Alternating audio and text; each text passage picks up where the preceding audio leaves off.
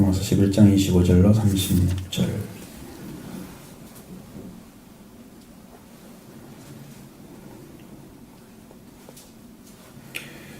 다시 교독하겠습니다. 형제들아, 너희가 스스로 지혜 있다면서 이 신비를 너희가 모르기를 원하지 아니하노니, 이 신비는 이방인의 충만한 수가 들어오기까지 이스라엘이 더러는 의존하게 된 것이라. 그리하여 온 이스라엘이 구원을 받으리라. 기록된 바 구원자가 시온에서 오사 야곱에게서 경건하지 않은 것을 돌이키시겠고, 내가 그들의 죄를 없이 할 때에 그들에게 이루어질 내 언약이 이것이라 함과 같으니라. 복음으로 하면 그들이 너희로 말미암아 원수된 자요, 택하심으로 하면 조상께서 말미암아 사랑을 입은 자라. 하나님의 은사와 부르심에는 후회하심이 없느니라. 너희가 전에는 하나님께 순종하지 아니하더니 이스라엘이 순종하지 아니하므로 이제 긍휼을 입었느니라. 이와 같이 사람들이 순종하지 아니하니 이는 너희에게 베푸시는 긍휼로 이제 그들도 긍휼을 얻게 하려 하심이라. 하나님이 모든 사람을 순종하지 아니하는 가운데 가두시면 모든 사람에게 긍휼을 베풀려 하시니로다. 깊도다 하나님은 지혜와 지식에 풍성하며 그의 판단은 헤아리지 못할 것이며 그의 길은 찾지 못할 것이로다. 누가 주의 마음을 알았느냐? 누가 그의 모사가 되었느냐? 누가 주께 먼저 드려서 갚으심을 받겠느냐? 이는 만물이 주에게서 나오고 주로 말미암고 주에게로 돌아가느라 그에게 영광이 세세에 있을지어다. 아멘. 이건 이스라엘의 어떤 구원을 말하는 것보다는 이방인들을 구원하는 방법. 하나님께서 원가지를 얼마를 꺾어버리고 거기에 너희를 접붙였다. 장감나무에 접붙인 이방인들. 그 가운데 우리가 들어갔단 말이죠. 우리가 하나님께서 열어놓은 구원의 그 길에 들어간 거예요. 그러니까 그것은 꺾인 가지 때문에 들어간 거기 때문에 너희들이 자긍하지 말라 그랬죠. 스스로 자기 스스로에게 내가 이렇게 참 많은 것을 하나님께서 한 게 아니라 하나님께서 우리를 긍휼히 여기셔서 들어가게 하신 거다. 우리의 심령 안에는 항상 이런 중심이 있어야 됩니다. 그들은 믿지 아니함으로 꺾이고 너희는 믿음으로 섰느니라. 그래서 높은 데 마음을 두지 말고 낮은 데 두려워하라고 했습니다. 우리를 낮은 데 마음을 처하게 하시는 거죠. 원가지도 아끼지 아니하였으니까 너도 아끼지 아니하리라 고 말씀하시고, 하나님의 원격하신 인자하심이 누구에게 나타나는지 분명히 말씀해 주셨어요. 하나님의 말씀을 받고도 순종하지 않은 자들에게는 아주 준엄한 심판처럼 엄격하게 다루시고, 하나님 말씀을 따르는 자들에게는 인자하심을 베푸시는 거예요. 넓게 사랑하시고 그 생명이 보호될 때까지 인도하시고 끝까지. 하나님을 배신하지 아니하면 하나님도 그를 버리지 않습니다.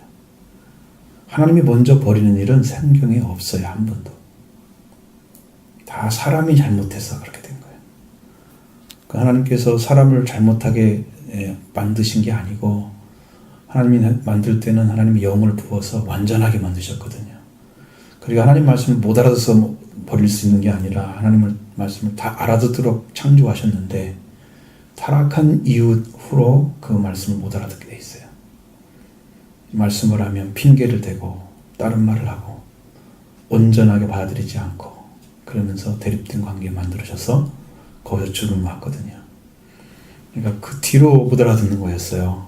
그 전에는. 그러니까 우리가 핑계할 수가 없어요. 처음부터 하나님 그렇게 만드셨으면 우리가 할 말 있죠. 처음에는 하나님 말씀을 100% 순종할 수 있도록 다 만드셨거든요. 빚지어 넓혀가지고. 벌거벗으나 부끄러워 아니한 그 부부관계도 말고. 그러니까 여러 가지로 하나님은 전부 완전하게 창조하신 거예요. 그렇기 때문에 우리가 거기에 대해서 할 말이 없습니다. 우리들은 하나님의 말씀대로 접붙임을 받게 하셨으면 거기에 합당한 자리를 지키는 거, 그것도 그냥 지키는 게 아니고 아주 진실하게 끝까지 붙여서. 여러분, 접붙임이 되어져서 나무가 자라게 되잖아요. 그러면 반드시 열매가 맺어져요. 열매가 대략 우리가 무슨 나무를 심으면 3년 정도 걸리거든요. 그러니까 접붙임 돼가지고 딱 자라면서 자라는 기간들 있잖아요. 3년쯤 되면 첫 열매가 맺기 시작하더라고요. 대부분. 그러니까 여러분도 예수를 믿고 영적으로 들어온 상태가 딱 된 상태에서 대략 3년 내지 5년 사이에서는 열매가 나와 있는 거예요. 영적으로. 이제 은혜 터울이 다 있어요. 은혜 위에 은혜로라. 은혜 대신에 은혜가 계속 오면 이 터울을 지나면서 점점점 자라가지고 열매가 딱 나와. 주님을 닮은 성품이 태어나죠. 하나님의 형상이 이게 여기서 만들어지고 우리가 진짜 가져야 할 구원을 얻게 되는 것이죠. 자, 이스라엘 민족을 하나님께서 우둔하게 만들었다. 근데 여기는 우둔하게 만들었다는 말은 우리가 킹제임스 버전 함정역을 보면 거기는 눈먼 일을 하셨다 그랬어요. 눈이 멀게 했다는 거예요. 우둔한단 말은 눈이 멀다는 거예요. 이스라엘 백성들이 보기는 보아도 보지 못하는 자가 됐고요. 듣기는 들어도 깨닫지 못하는 자가 됐어요. 이게 얼마나 두려운 일인지 몰라요. 왜냐하면 여러분 말씀을 많이 듣는데 알지 못하면 그것만큼 답답한 일이 없잖아요. 세상에서. 그렇죠? 말귀를 못 알아듣는다. 아이고, 그러면 이건 큰일이야. 큰일이야. 들리지 않아 무슨 말인지. 우리가 한국어를 읽고 나서 거기에 대해서 독자 입장에서 쓴 그 기록자 입장에서, 저자 입장에서 보면 그걸 알아들어야 전달이 되잖아요, 의도가. 근데 모른단 말이에요, 그걸. 똑같은 글을 읽는데 이게 번역이 필요한 영어나 아니면 히브리어나 그런 건 몰라도 한국어를 읽는데 모른다. 그러면 이게 육적인 문제가 아니잖아요. 영적인 문제지. 그래서 여러분 듣지 못하게 되면 이스라엘 민족이 듣지 못하게 되면서 하나님을 떠났잖아요.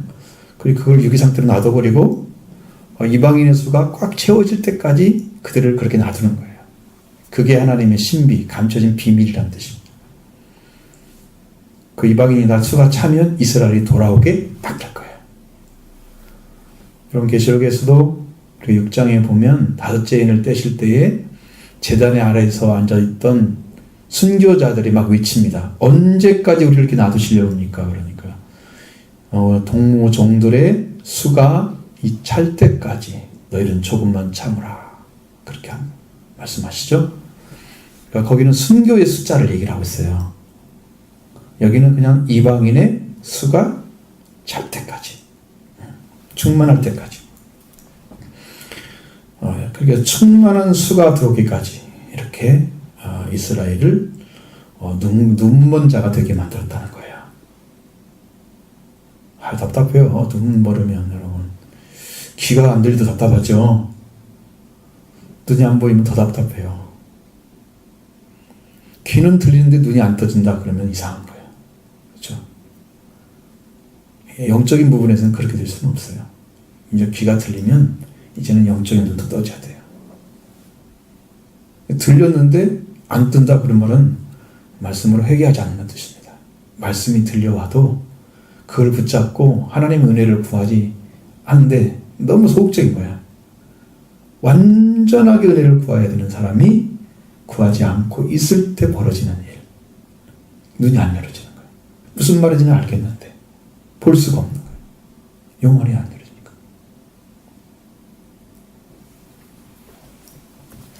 눈을 만드시니까 눈을 열어주겠죠. 우리 귀를 만들었으면 귀를 듣게 하겠죠.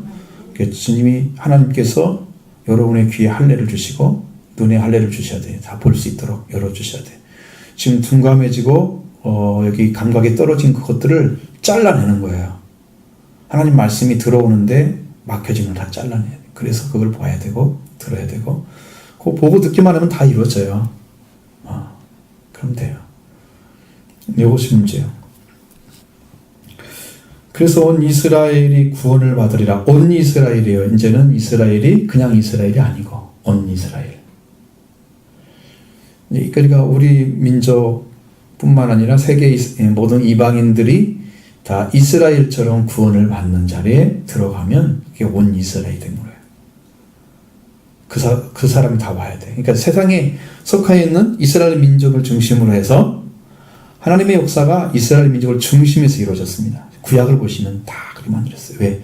이스라엘 주변에 있는 나라가 이스라엘을 치면서 항상 점령하고 하나님 그들을 때려부시고 그러면서 이스라엘을 세우고 그 역사가거든요. 그러니까 이스라엘을 중심으로 만들어졌어요.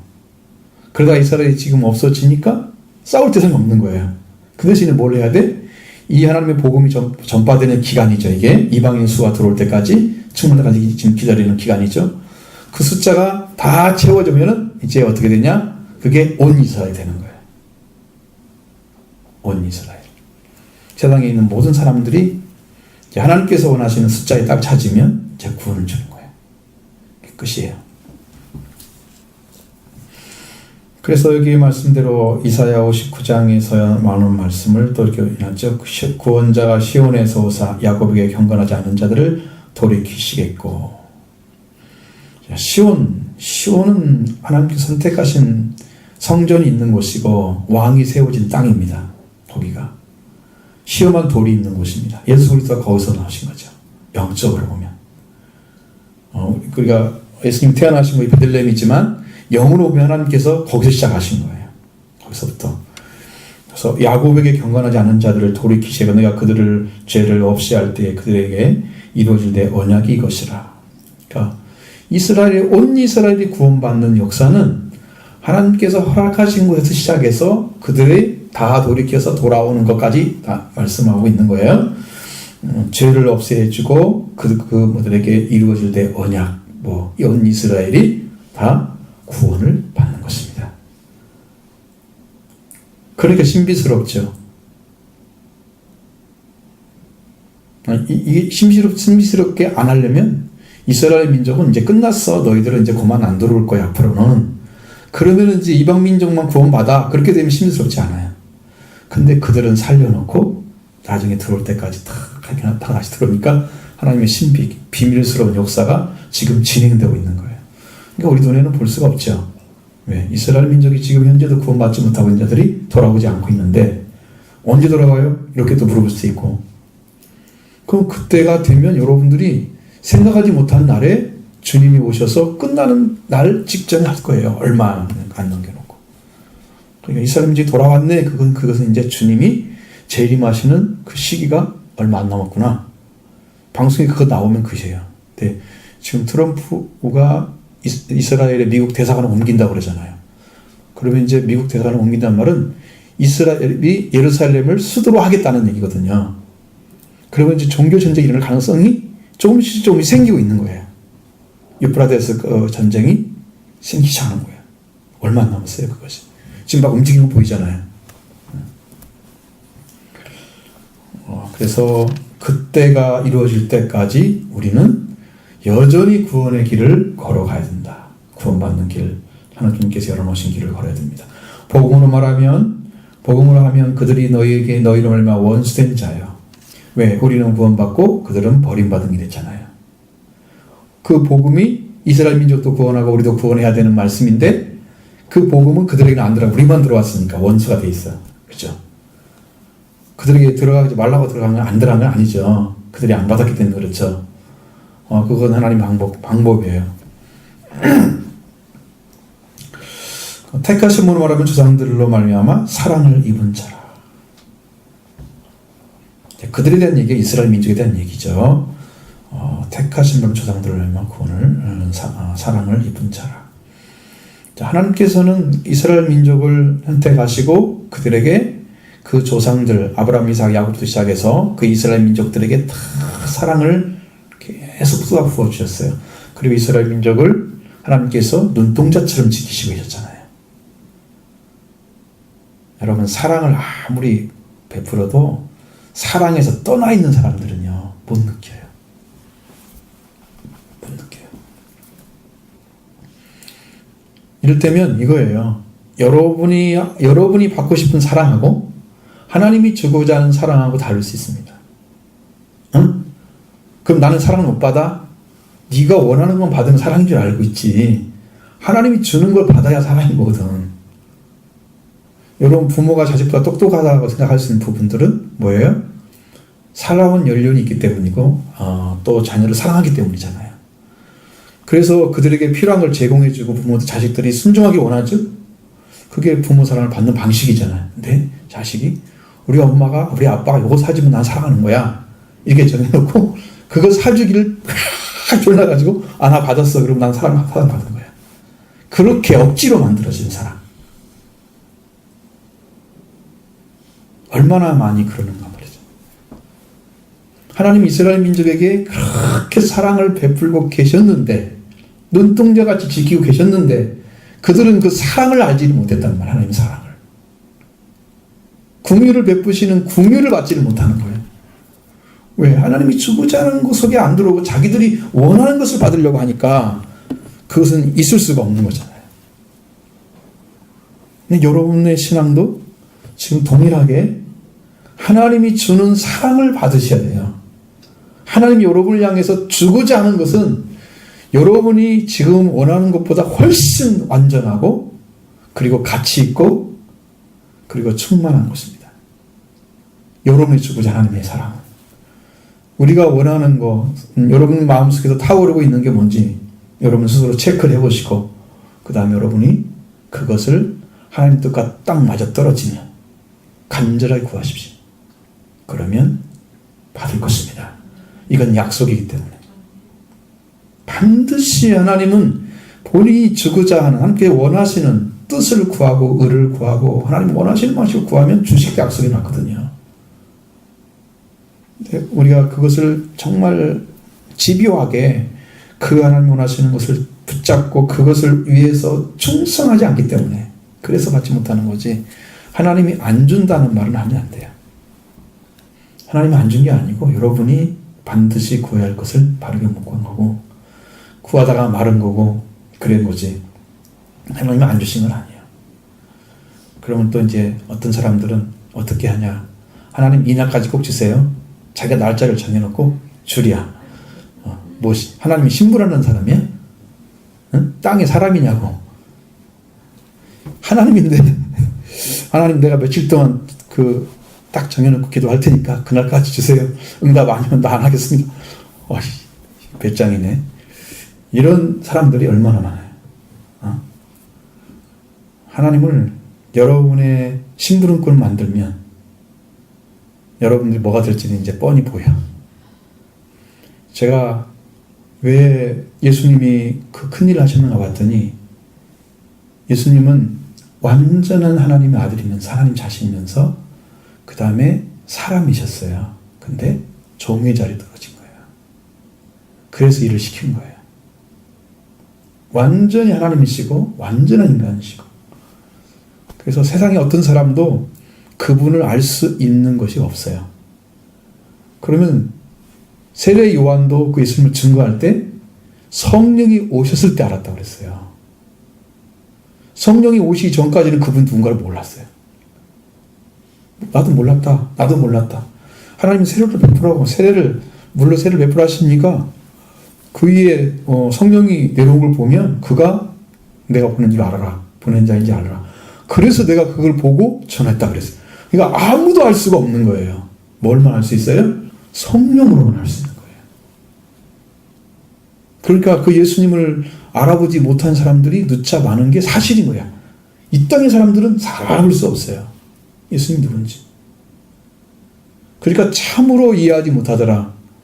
요한복음 1장 5절의 말씀이 정말 정답인 거예요. 참으로 이해하지 못했다는 거죠. 빛이 어둠에 빛이 돼 어둠이 참으로 이해하지 못했다. 깊숙이 그분이 어떤 분인가를 받아들이고 해석을 할 수 있었어야 되는데 그것을 못하는 것이죠. 왜? 아무리 성령으로 하지 않고 인간은 지혜로 한다는 것은 거의 불가능하다는 거죠. 성령으로 하지 않고 예수를 주라 시인할 수 없다. 왜? 이제 그것은 우리가 이제 믿어야 할 대상이 하나님 예수 그리스도이기 때문에 그런 거죠.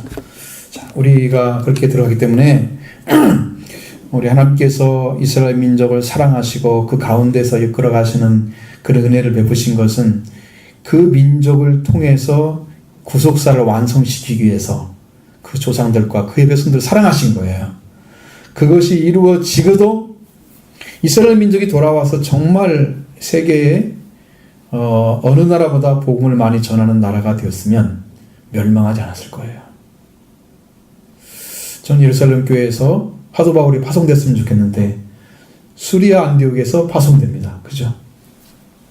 세계 복음을 전하는 곳이 이방 땅입니다. 예루살렘이 시작돼야 되는데. 그러니까 그게 하나님 방식이 완전했다면 여러분 하나님의 말씀이 시온에서 온다고 그랬잖아요. 그렇죠. 그의 율법이 예루살렘에서 온다고 그랬죠. 그러니까 예루살렘에서 시작됐잖아요. 예루살렘 교회가 성령을 통해서 그렇죠? 말씀이 태어났잖아요. 거기서 복음을 전하기 시작했는데 그거 사라져버린 거예요. 왜? 믿지 아니함으로 하나님께서 그걸 패하시고 다 무너뜨려 버렸잖아요. 그냥 그렇게 된 거예요. 저 사랑을 많이 받았는데 결국은 사랑이 완성되지 못하고 그것이 이제 이방인으로 넘어갔어요. 그럼 긍휼이 누구한테 갔냐? 이방인한테 간 거예요. 하나님의 은사와 부르시면은 후회하시는 없느니라.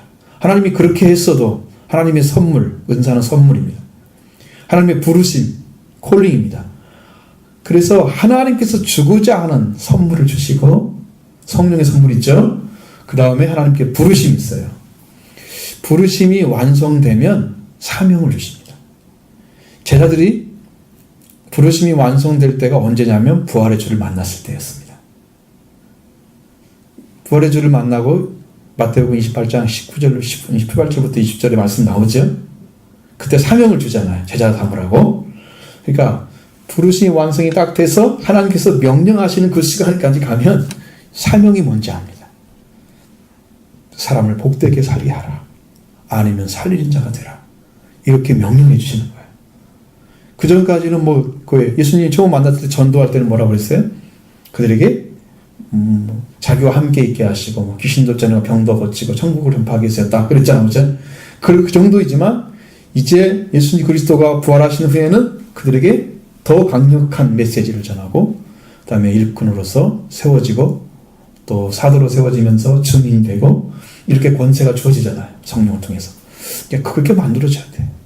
그렇게 만들어져야 하나님의 선물이 오고 하나님의 부르심이 완성되죠.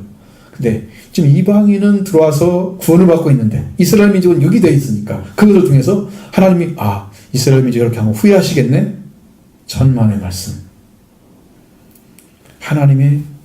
하나님께서 행하신 일은 절대 그럴 일이 없습니다. 후회하심이 없습니다. 예를 들어서 사울을 여러분 보시면서 내가 이 일을 택한 일을 후회하는 성경에 나와 있어요. 그 후회가 우리가 말하는 후회가 아니에요. 하나님은 사람에게 기회를 주세요. 그러면 여러분들이 지금 구원을 받은 길을 찾아가지고 말씀을 듣고 이게 옳은 거야. 이 말씀을 들어야 산다. 라고 생각한 사람이 끝까지 지켜서 구원받아야 되는 거거든요. 근데 지금 구원이 확증이 없다고 하면 내가 구원받을지 안 받을지는 아직 모르는 거잖아요. 지금 없다고 하면. 그죠? 그래서 사울도 하나님 선택했을 때는 그는 정말로 겸비한 자였고 겸손한 자였단 말이죠. 그에게 다 맡긴 거죠. 나라 운명도 맡기고 그 다음에 그가 막 이스라엘 민족을 쳐들어온 나를 위해서 사람들이 부르니까 소를 막 쪼개가지고 보내니까 사람들이 다 모였잖아. 너희들 말 안 들으면 이렇게 될 거야. 막 권능을 주셔가지고 살기도 하고. 그런데 나중에 버림받잖아요. 왜? 말씀을 버렸기 때문에.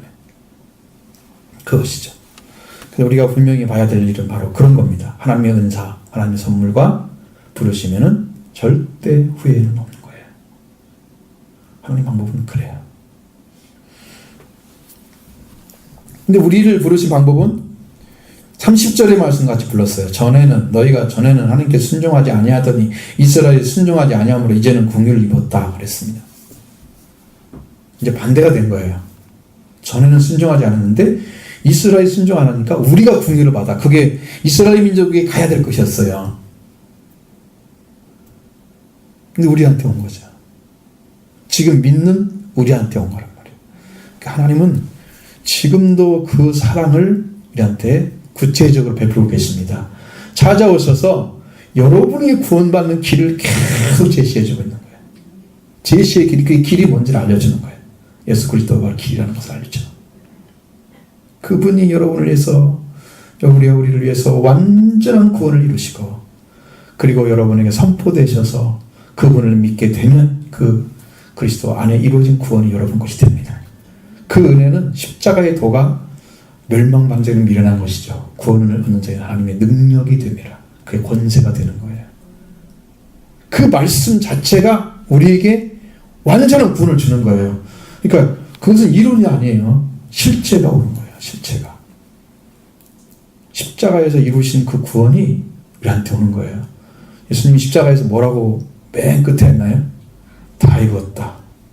이루신 구원이 오는 거예요. 그러니까 그것이 다 이룬 게 어디까지 이룬 거냐? 그것은 예수님이 죽으심이 이루는 게 아니고 예수님이 부활하심이 이루는 거예요. 부활까지 이룬 것이 이룬 거예요. 그게 다 이루어진 거예요. 그것까지 우리가 다 입혀주시고 우리의 궁유를 베풀고 있습니다. 지금 우리가 그 궁유를 구체적으로 입고 있는 거예요. 사랑이 구체적으로 나타난 게 궁유이에요. 그러니까 하나님의 사랑이 나타났는데 여러분들 궁유이 임하여 오는 것은 실체가 되어지는 거예요. 하나님의 사랑의 실체가. 어떻게? 여러분 안에 하나님의 사랑이 어떻게 이루어져서 나에게 이런 구원을 주는지에 대해서 알게 해주시는 거예요. 실제적 구원이. 이런 구원 은총 있기를 바랍니다. 그 다음에 하나님께서 모든 사람을 순종하지 않은 가운데 가두어 두신 모든 사람에게 긍휼을 베풀려 하심이로다.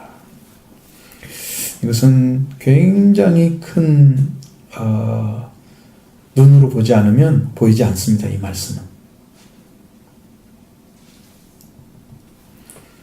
모든 사람을 순종하지 아니하는 가운데 가두어 두셨다 그랬잖아요. 자, 왜 가두어 두셨어요? 하나님이 원래 가두어 두셨어요? 그렇지 않아요. 근데 타락한 이유를 얘기하는 거예요. 타락한 이유. 그 후부터 순종치 아니함이 가두어 두셨다는 거예요.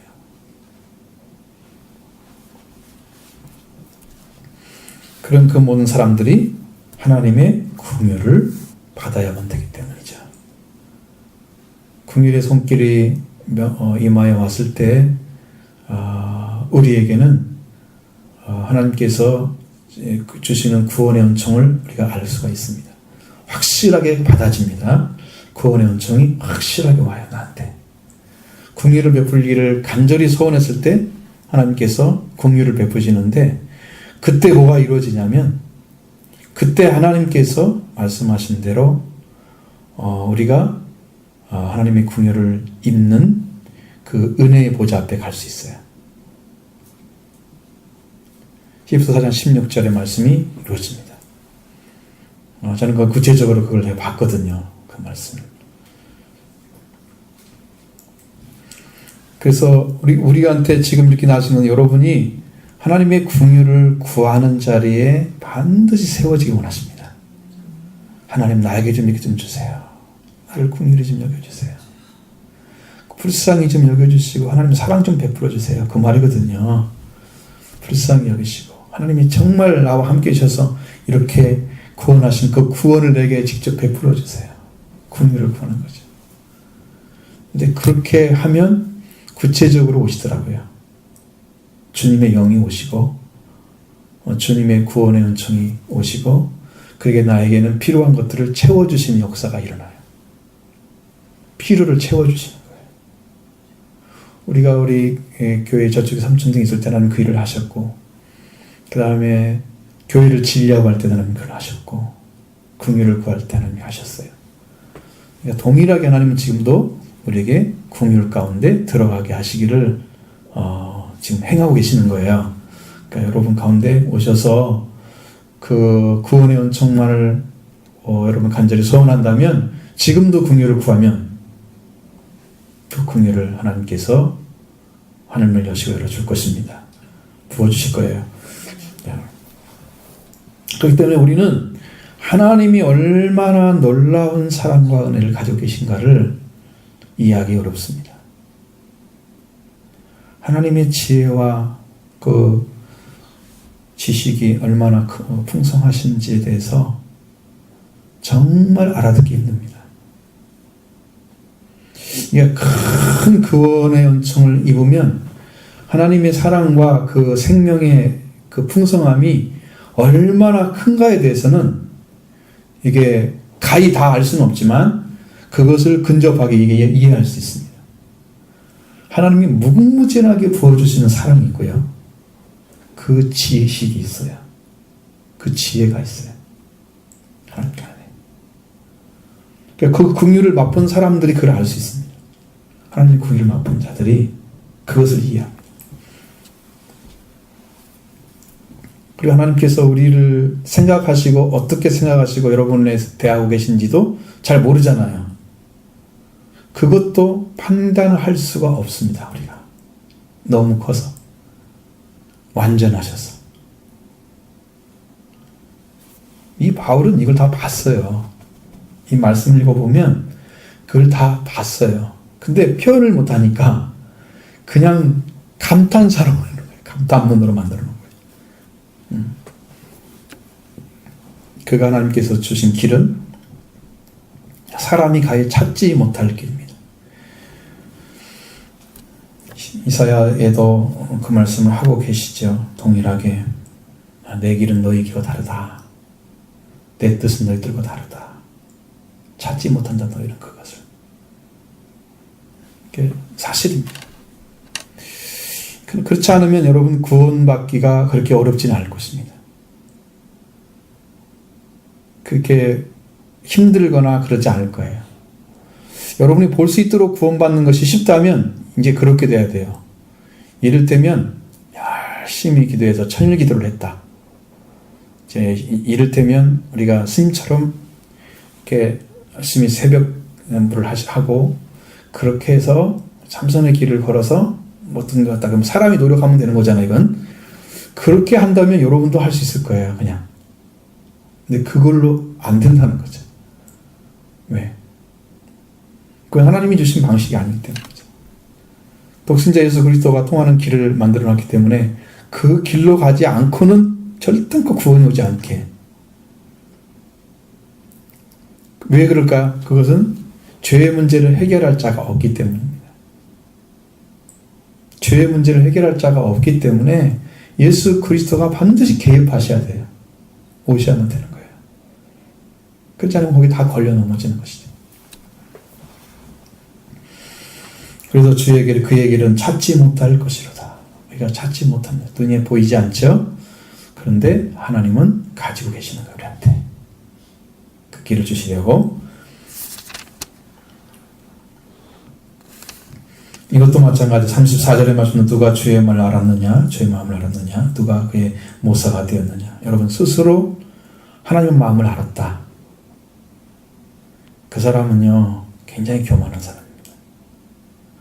자, 하나님 뜻을 알았어요. 물론 그게 이제 그 순간에 어디서 이루어져야 할 잠시 하나님의 의도가 뭔지를 알았다는 것이죠. 완전한 뜻을 알고 있는 사람은 없겠죠. 모릅니다. 세계 유수에 흩어져 있는 수없는 생명들이 있는데 그들을 어떻게 구원할 것이며 그들을 어떻게 인도할 것이며 생명 하나하나를 이끌어 가신 하는 방식을 누가 다 이해하겠습니까? 우리는 우리만 생각하지. 우리 동네, 우리 가족, 우리 교회 요것만 생각하지. 세계 전체에 흩어져 있는 수많은 백성들을 구원의 길로 인도하셔야 되는데 하나님이 그 누가 알겠습니까? 그것을 찾을 수가 없어요. 누가 거기 가가지고 하나님 원하시는 뜻을 다 알고 마음을 알고 그래서 그 뜻대로 순종하겠습니까? 그럼 주의 모사가 그의 모사가 누가 될 수 있습니까? 누가 그의 모사가 되겠습니까? 하나님이 원하시는 일들을 원하시는 방식대로 깨달아서 해 나가는 사람들이 힘이 적다는 걸 여러분도 아시잖아요. 그러니까 우리가 이 길을 찾는 것은 하나님이 원하시는 뜻과 일치를 이루는 그런 구원을 기도를 드려야 됩니다. 그러니까 내 목적과 뜻이 아니고 하나님 뜻과 목적에 맞는 기도를 드려야 돼요. 이것이 얼마나 힘들어요? 그래야 하나님 마음을 이해하고 그 다음에 하나님의 모사를 할 수 있는 사람 되겠죠. 하나님의 일을 도모하는 사람 되겠죠. 하나님 뜻만 이렇게 중심으로 움직이는 사람 되겠죠. 그러니까 많지가 않다는 거죠. 근데 일단 우리한테 이제 이렇게 불러서 지금 그 자리에 세우려고 하시는 것은 그 뜻을 이루기 위해서 지금 여러분이 필요하기 때문에 지금 말씀을 주는 거예요. 그럼 여러분도 그 자리에 들어가기를 소원하시기 바랍니다. 자, 그 다음에 35절에 누가 주께 먼저 드려서 갚으심을 받겠느냐. 하나님께 먼저 드려가지고 하나님이 보상해 주는 사람이 얼마나 되겠어요? 주여, 제가 주의 일을 하겠습니다. 주님께 나를 드려가지고 주님이 작가 중생들은 너무 잘했다. 내가 이 잘했으니까 내가 주인의 즐거움에 참여하라. 그래서 이렇게 10골 건세 주고 막 이래야 되는, 응? 주인의 즐거움, 주인이 원하는 즐거움을 다 누릴 수 있는 사람이 되는 거잖아요. 이런 사람이 몇 명이나 되겠냐는 거예요. 이렇게.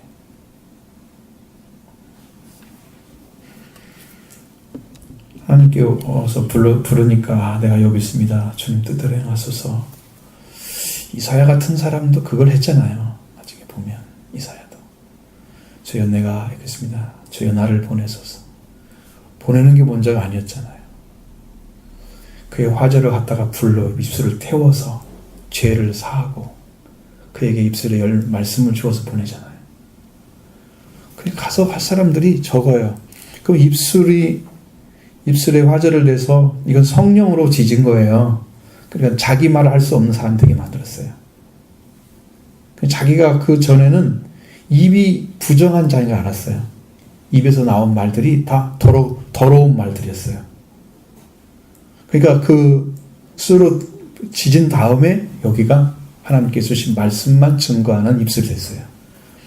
그러니까 성령 받은 다음에 태어난 말들이 성령으로 말하게 하신 따라 다른 언어로 말하기 시작하니라. 성령으로 하신 말씀만 생명을 살리는 말씀 능력이에요. 그러니까 그 전에 말들 없어요. 그렇게 제자들에게 심부름 안 시키잖아요. 그래서 가서 복음을 전하라고 말 안 하죠. 성령 받은 다음에 명령하시죠. 왜? 그때 태어난 말씀이 권능을 가지고 디나미스가 일어나기 때문에 그때부터 역사가 일어나는 거예요.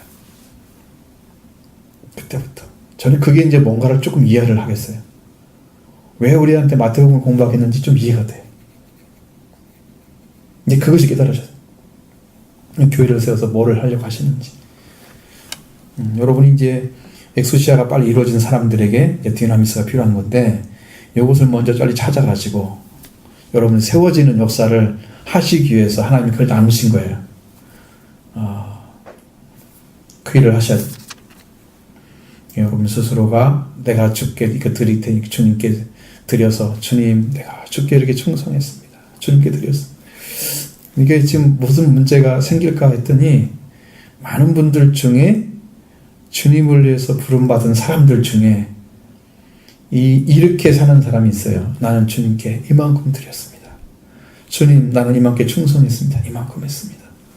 그것은 주인이 해줘야 돼. 주인이 내가 적은 일에 충성했으니 내가 이 주인의 즐거움에 참여하라고 이렇게 주인이 칭찬을 해줘야 돼. 내가 이만큼 했습니다 라고 하는 것은 자기가 했다는 뜻이야. 그건 상이 없어요. 참여하지 못해. 갚으심이 안 되는 거야. 주인이 해줘야 돼요. 왜? 그 평가를 누가 해야 되는데 일은 내가 나를 통해서 하지만 그 평가는 그걸 맡기신 분이 해줘야 되거든요. 회개를 하러 가야 되면 회개를 누가 하고 해요? 나에게 맡기신 분하고 하는 거죠. 내가 이만큼 만들어서 하나님 가졌어요? 이만큼 받으세요? 이거 아니거든요. 자기가 계산한 것이 아니에요. 결산은 주인이 하는 거예요. 그러니까 그런 분들이 많아요. 여러분은 그렇게 되지 않고 정말 주님이 나를 보고 네가 충성했구나. 착하고 충성된 종이라고 이끌어 주시고 작은 일에 충성했으면 주인의 즐거움에 참여하라고 하나님께서 주님 주인이 그렇게 명령하시면 여러분은 그게 복된 자인 줄 믿습니다. 그가 그런 자리에 세워지기를 바라요. 응? 자기가 한 건 아니에요. 자기가 한 것은 전부 다 버림받습니다. 자기가 했다고 하는 것은 다 버림받아요. 양이 자기가 다 했다고 그랬잖아요. 염소가. 양은 내가 언제 했습니까? 라고 물어보고 우리가 언제 안 했습니까? 라고 물어본 사람은 염소들이었어요. 그럼 다 버림받습니다. 지옥의 영영한 불에 들어가라고 명령하시잖아요. 여기서 심부름꾼이 되려면 나는 한 것이 없어야 돼요. 나는 그냥 주께 충성만 드리는 거예요. 믿음으로 변하지 않고 충성되게 드리는 거예요. 그리고 나머지는 주님이 행하시는 거예요. 주님 하신 거예요. 그러면 갚으시 받습니다. 그 외에는 다 잘라집니다. 자, 36절 만물이 주에게서 나오고 주로 말미암고 주에게로 돌아감이라 그에게 영광이 세트로 있을지어다. 아멘. 자, 만물이 주에게서 나옵니다. 여러분 지금 창조된 것들 모든 것들이 주인이 누군가를 아셔야 돼요. 그럼 여러분에게 자녀가 있으면 넌 나를 통해 태어났어 알잖아요. 그러니까 생명을 나누어진 자녀가 부모를 대하는 눈은 다르죠. 나와 상관이 없는 사람하고 나를 태어나는 그 근원이 되어진 사람하고 다르죠. 그러니까 우리가 만물이 모든 것이 하나님 주님께로 태어났다는 걸 알게 되면 이분은 주인이구나.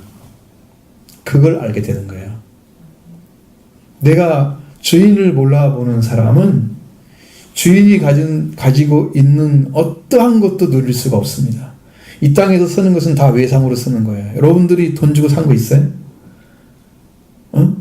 먹고 사는 것은 그것도 땅에다 가르니까 하나님이 나게 해주셔서 사는 거야. 사람들 돌보곤 하죠. 하나님이 힘을 안 주면요. 땅이 힘을 안 주면요. 다 죽어요. 햇빛 없으면 다 죽습니다. 공기 없으면 다 죽어요. 하나님께서 그걸 살 수 있도록 조건을 다 만들어주고 공급해 준 거예요. 무상으로. 우리한테. 그걸 우리가 사용하고 있는 거야. 그러니까 다 외상이죠. 근데 이것도 하나님 것이 아닌 줄 알고 주님께 나온 줄 주인인지 모르니까 하나님 올해도 이렇게 농사를 짓게 하심을 감사합니다. 그럼 농부가 안 믿는 농부가 생각할 때 내가 수고해서 한 건데 그 자기 공로만 생각하는 거지. 그걸 주신 분에 대해서는 감사를 안 하는 거예요. 하나님께로 나오지 않았으면 너조차도 살 수가 없고 네가 먹는 것도 하나님 주지 않을 거야. 그건 너는 없는 거야. 하나님께 나왔기 때문에 살고 있는 거잖아요. 그러니까 만물이 주에서 나왔습니다. 그리고 그 만물이 나중에 주님께로 돌아갈 것입니다. 그 주인에 돌아가요. 그러면 천지 만물이 이제 여기에 우리가 살고 있는 이 지상은 주님이 오시면 분명히 사라집니다. 불타버릴 것입니다. 어떤 분이 설교를 하다가 그런 말씀 하시더라고요. 이 땅에 가치 있는 유물이 얼마나 많고 세상에 좋은 것도 얼마나 왜 이걸 다 태우냐고. 아직 그냥 그 세상을 너무 사랑하는 것 같아. 목사님 설교 그걸 하시는 거야. 그래서 깜짝 놀랐어요. 한번. 하늘나라 좋은 것은 아직 구경을 못 해봤구나. 그 나라의 그 좋은 것은 아무것도 모르는 거예요. 이 땅에 가치 있는 것이 인간이 만든 가치지 하나님 나라 가치입니까?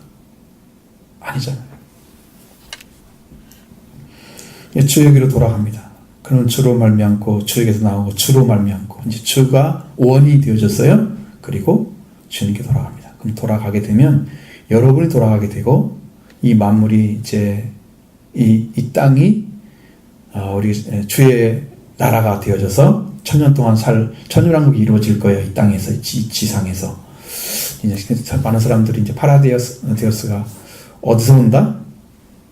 어디서 온다고 생각해요? 죽어서 영혼이 죽지 않는다고 지금 믿고 있는 사람들이 있죠. 그 사람은 천년왕국을 잘 모르고 있는 상태의 사람들이에요. 육신으로 사는 건 맞는데요. 이 육신이 병들고 죽지 않는 상태로 변화된 상태로 살아요. 그래서 천년을 살 수가 있는 거예요. 그 뒤로 다시 들어가요. 천년왕국 말 끝나면 마지막 때로. 그러니까 그것은 그냥 들어갈 수 있는 사람이 아무도 없어요. 부활된 사람 아니면 변화체만 들어가요. 이 땅에서 죄인으로 살던 사람들은 다 죽어요. 그러니까 그런 건 아무 상관없어요. 그러니까 우리에게 저렇게 돌아가는 길이 분명히 있기 때문에 그에게만 영광을 돌리는 거죠. 그에게 세대토록 영광이 그에게 세대토록 있을지어다.